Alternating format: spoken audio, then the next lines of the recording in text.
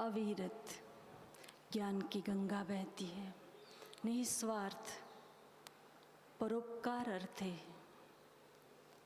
जहाँ जन जन का कल्याण का मार्ग प्रशस्त होता है, वो पावन सतगुरुदेव का द्वार हम पूज्य गुरुदेव के श्री चरणों में प्रणाम करते हुए, पूज्य गुरुदेव का सुमिरन करते हुए आज पूज्य गुरुदेव के श्री चरणों में हम सब प्रार्थना करें। महापुरुषों की खोज की, गुरुओं की खोज की, जब परम पूज्य दादा गुरुदेव लीलाशाह जी बापू की शरण प्राप्त हुई,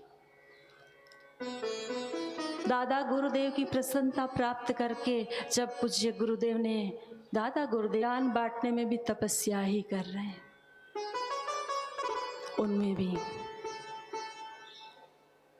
विघ्न बाधा मुसीबत, लेकिन पूज्य गुरुदेव कष्ट बाधा मुसीबत की ओर ध्यान न दे करके अपने दिव्य गुरु के दिव्य आदेशों को पालने के लिए, गुरु की दी हुई सेवा, समाज के उत्थान के कार्य को आगे कैसे बढ़े, सबने अपनी झोलियां भरी है।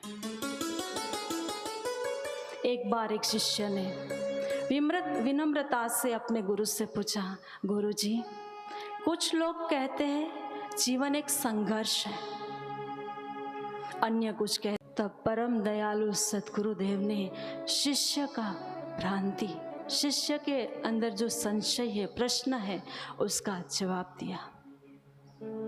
कहा शिष्य को, जीवन एक संघर्ष जरूर है जब तक जीवन में गुरु नहीं है। गुरु चरणों में जब श्रद्धा जग जाती है, श्रद्धा के बल पे जब शिष्य गुरु के द्वार पहुंचता है, गुरु से दीक्षा लेता है, नाम जप करता है, और जब धीरे धीरे वो गुरु के प्रसाद की ओर बढ़ता है, तब जब उसके जीवन में विघ्न आता है, बाधा आती है, कोई उसकी श्रद्धा का श्रद्धांतरण कराता है, उस समय अगर शिष्य हिल जाता है, डग जाता है, तब वो शिष्य का जीवन संगमय जाता है। जब शिष्य का जीवन कर्ष में बनता है, जब श्रद्धा को पेटता है, वो शिष्य अपने जीवन का आनंद भी खो देता है।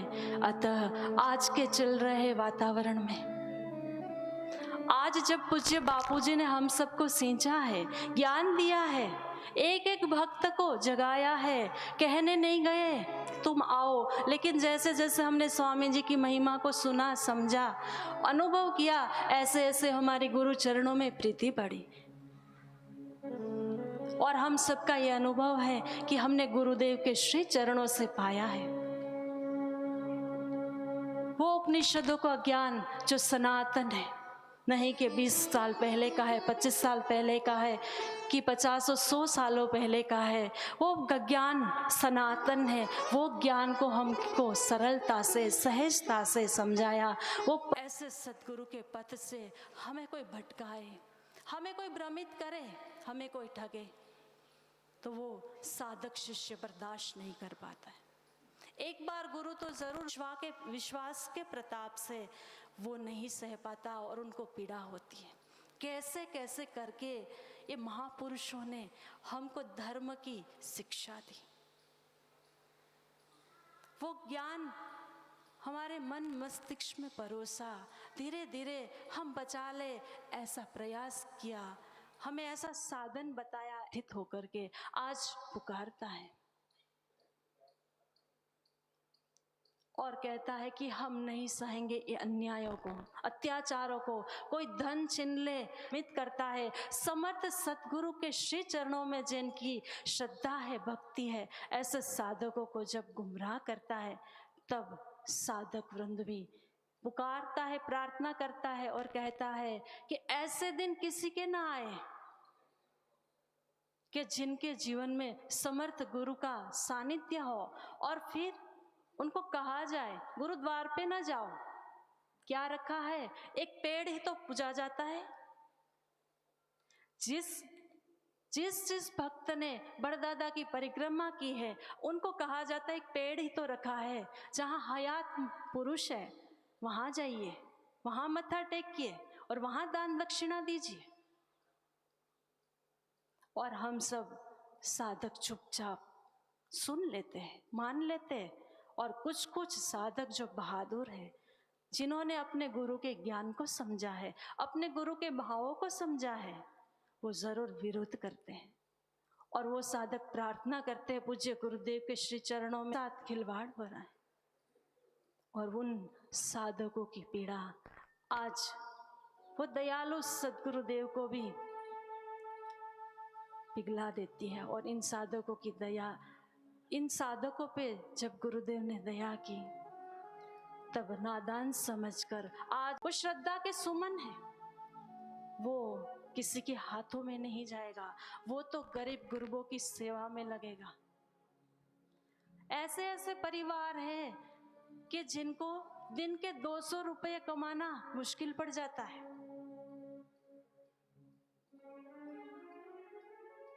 और रोज उनको रोज काम भी नहीं मिलता। 365 दिन में केवल 100 दिन उनको काम मिलता है। ऐसे परिवारों को पूज्य गुरुदेव ने राहत दी। आश्रम आओ, भजन करो, भोजन करो और वेतन ले जाओ।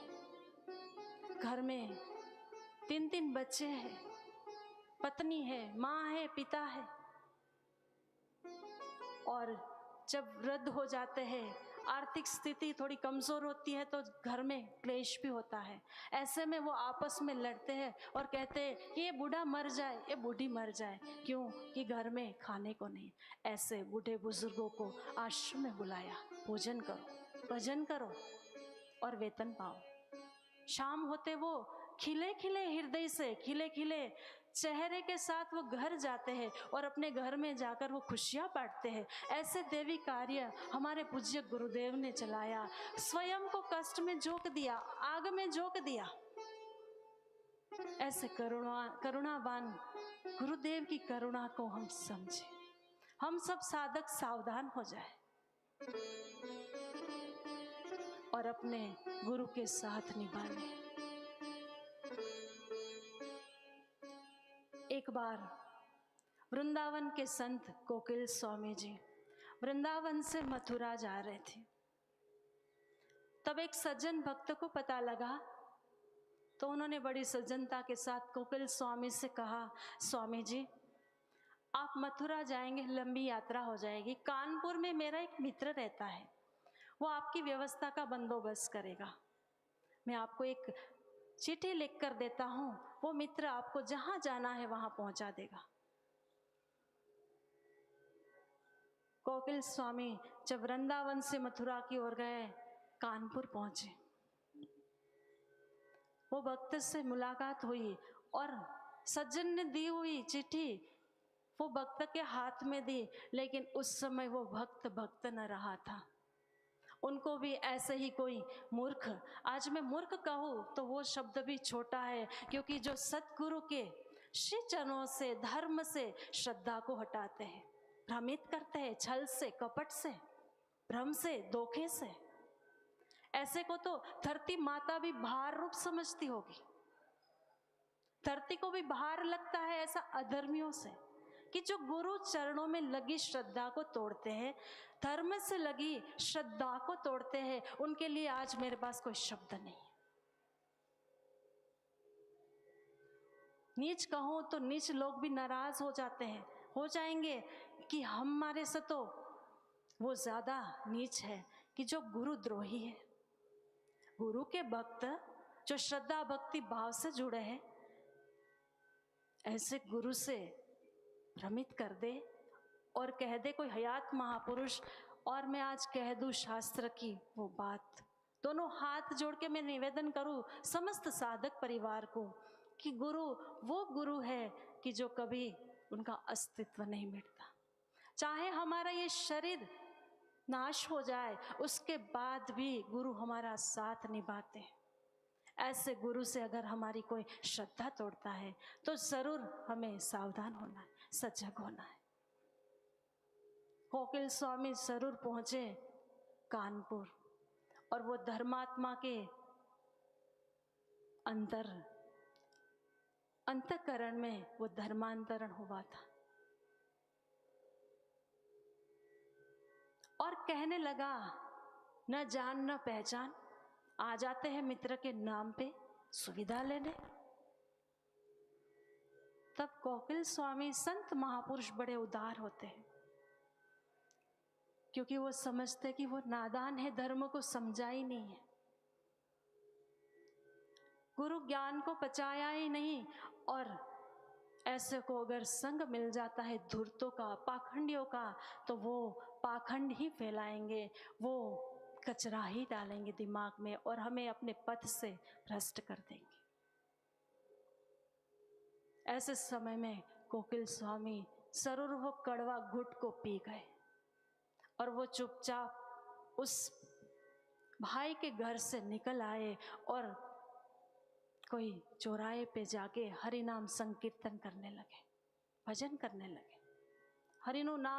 हरि का नाम लेते लेते वो तन्मय हुए। कुछ भक्त लोग इकट्ठे हुए। थोड़ी देर में संत का ध्यान खुलता है और वो कहते हैं कि वो सज्जन के घर से एक प्याला पानी का भर के ले आओ। तब कुछ सज्जनों ने कहा, महाराज अभी तो आपको अपमानित किया, आपको अनाप शनाप बोला, कहा, और आप उनके घर से पानी मंगवाते हैं। तब वो दयालु संत कहते हैं, वो नादान है, वो न जाने धर्म को, न जाने संत महिमा को, उनसे गलती ज़रूर हुई है, लेकिन उसको दोष न लगे, उसको पाप न लगे, इसके लिए मैं उनके हाथ का, उनके घर का एक प्याला पानी ज़रूर पीऊँगा। और उस संत ने उसके घर का जल ग्रहण किया और उसको पाप से बचाया। ऐसे ही दयालु, करुणा के सागर हमारे गुरुदेव भी हमें मौका देते हैं, अवसर देते हैं। हम अपने गुरु कृपा से प्रार्थना करके, श्री चरणों में अनुनय विनय करके, हम क्षमा याचना करके हम गुरुदेव से कहे कि ज़रूर हम नादान हैं, हमसे जाने अनजाने में क्षति रही, भूल हुई, लेकिन आज हम सच्चे हृदय से प्रायश्चित करते हैं। हम आपके थे, आपके हैं और आपके ही रहेंगे।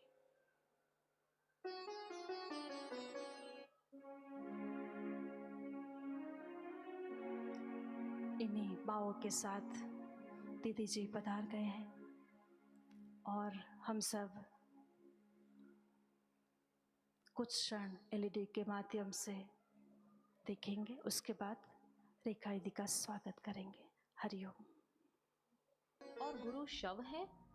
क्या अविवाहित सब शव है? साधक सावधान।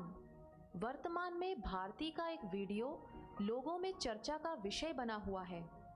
उसके महाशिवरात्रि के इस वीडियो को आप स्वयं देखिए।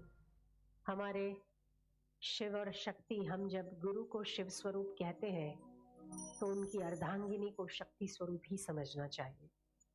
तो शिव और शक्ति जैसे अभिन्न है, शिव के बिना, शक्ति के बिना शिव, अगर इकार हट जाए तो शिव का क्या हो जाता है? शव। अगर ये ई जो शिव का ई लगता है, अगर वो ना हो तो शिव शिव नहीं रहते, क्या हो जाते? शव। तो शक्ति बहुत आवश्यक इसीलिए है कि शक्ति ही प्रकृति में कार्यान्वित होती है। शक्ति ही प्रकृति है और वही प्रकृति कार्यान्वित होती है।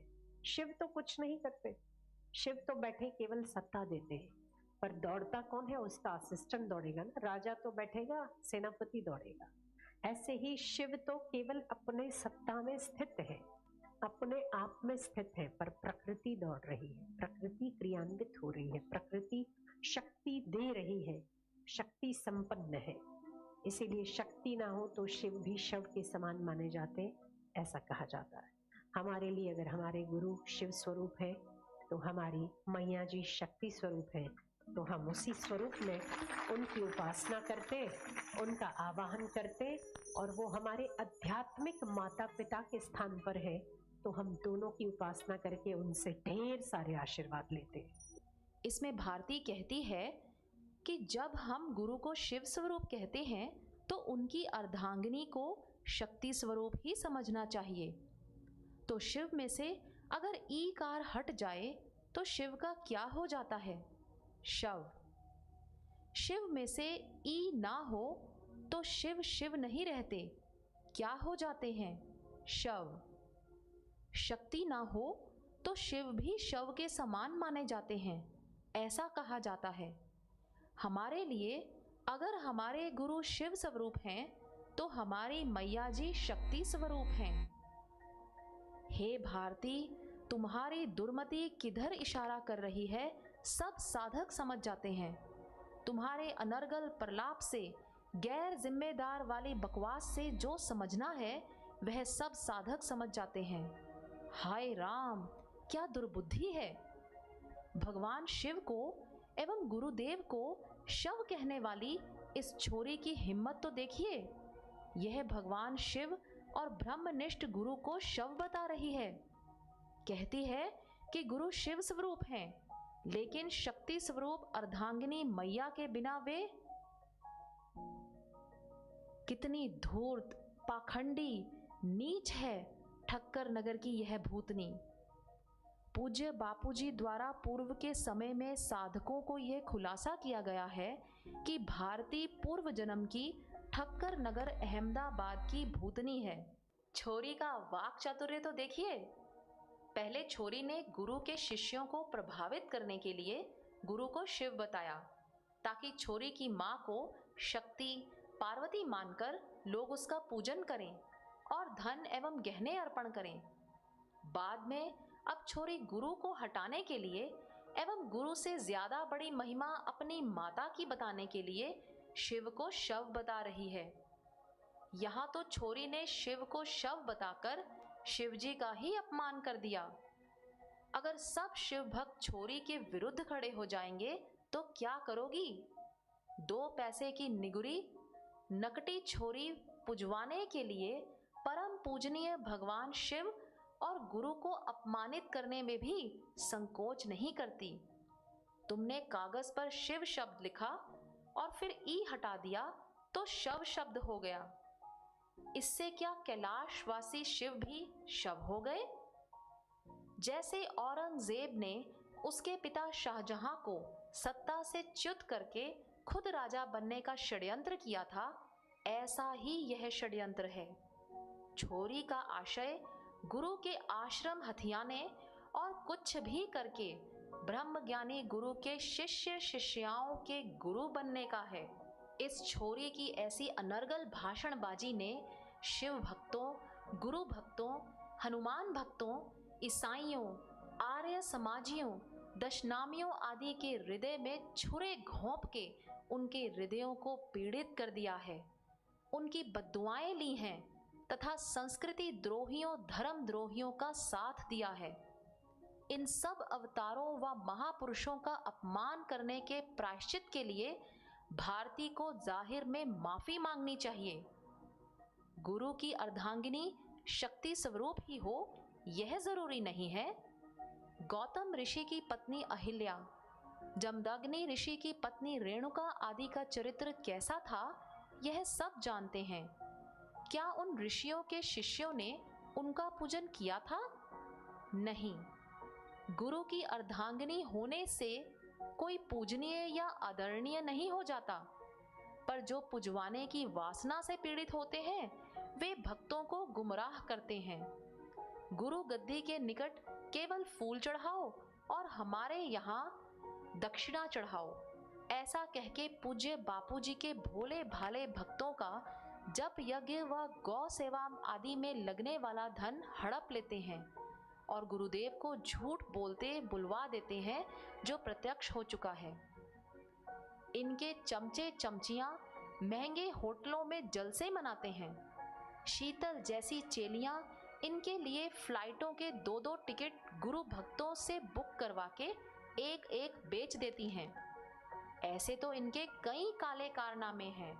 वेदांत की दृष्टि से देखें तो अगर शिव कभी शव हो गए तो शक्ति भी नहीं रहेगी, क्योंकि शक्ति तो शिव में अध्यस्त है, जैसे रस्सी में सांप।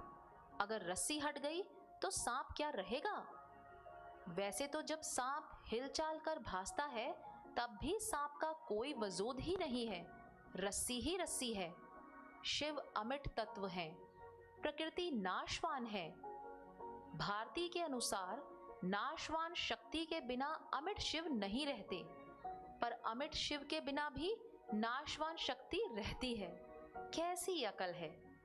अब आप वेदांत शास्त्रों की बात मानोगे कि इस छोरे की निगुरे का नहीं कहीं ठिकाना, 84 में आना जाना, पड़े नरक की खान, यम का बने मेहमान, निगुरे नहीं रहना। निगुरा होता हिय का अंधा, खूब करे संसार का धंधा, क्यों करता अभिमान, निगुरे नहीं रहना। संत कबीर जी के ये वचन तो बिल्कुल प्रत्यक्ष हो रहे हैं। अतः सावधान, भारती जैसे शास्त्र विपरीत उपदेश देने वालों और उसकी राह पर चलने वालों की बातों में गुरु के शिष्यों को नहीं आना चाहिए। ऐसे दंभी लोगों से आप भी सावधान रहो, दूसरों को भी सावधान करिए। क्या शिव और गुरु शव हैं? क्या अविवाहित सब शव हैं?